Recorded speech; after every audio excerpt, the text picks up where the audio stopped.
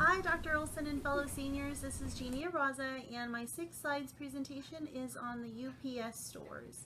UPS was founded in 1907, and they're the world's largest leading transportation and logistics provider for small businesses and growing companies. So I hope you find out more information today. We're going to take a look at their income statement as well as how they stack up against FedEx. So I hope you find some useful information. Thanks. From the income statement, we can see the company's revenue and follow it down the line to see how that calculates into net income for the company. Revenues do not seem to vary much from year 2011 to 2013, but if you look at the net income for those same years, there was an increase from 807 million to 4.3 billion.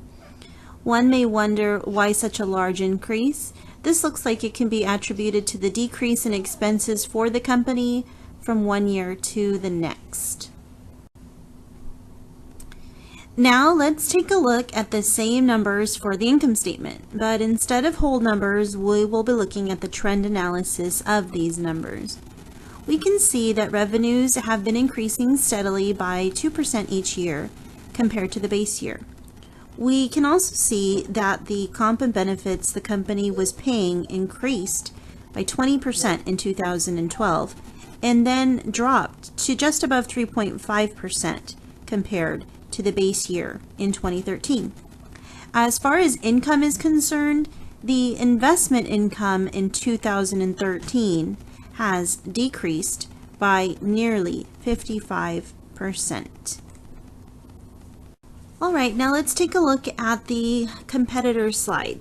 The first competitor that came to mind for me when I thought of UPS was, of course, FedEx.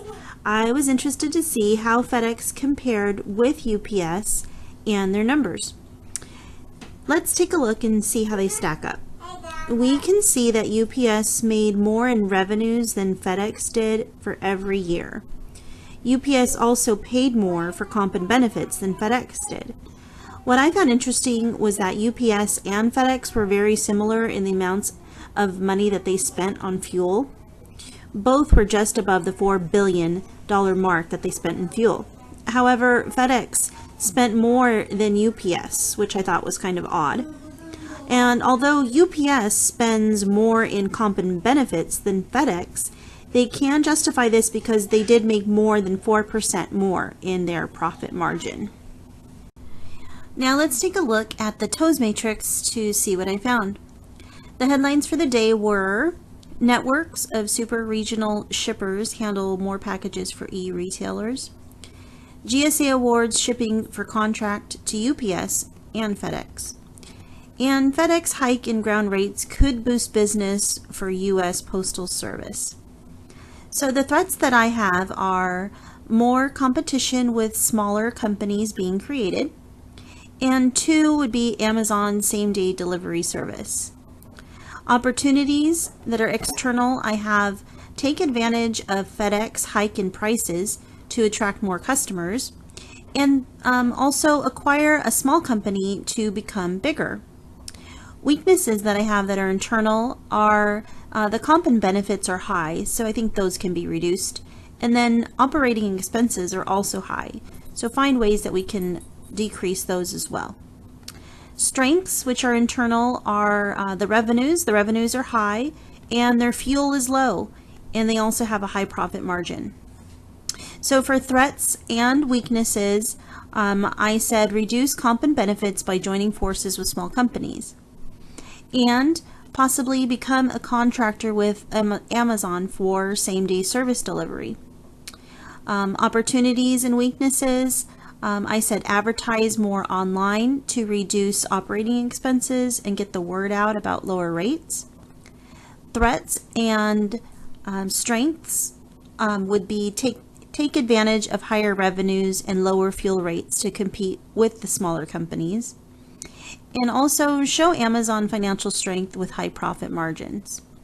Opportunities and strengths, keep momentum high with higher revenues, lower fuel, and higher profit margins to attract more investors and customers.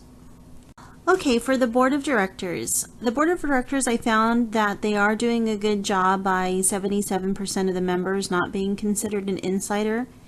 The average age for the members was 58 years old, and they have an average tenure of 7 years. One of the members I found out was Miss New York in their state beauty pageant. The most interesting conclusion, though, from all of this slide is that 77% of the board members were male. For the memo, these are my conclusions. Net income has increased from $807 million to $4.3 billion in 2012 to 2013. Investment income has gone down by nearly 54%. UPS spends 14% more for comp and benefits than FedEx, but makes over 4% more in profit margin. 77% of the executive officers are male. It is recommended that UPS joins forces with the smaller companies in order to become more profitable. It is also recommended that the board of executive officers include more females to increase diversity.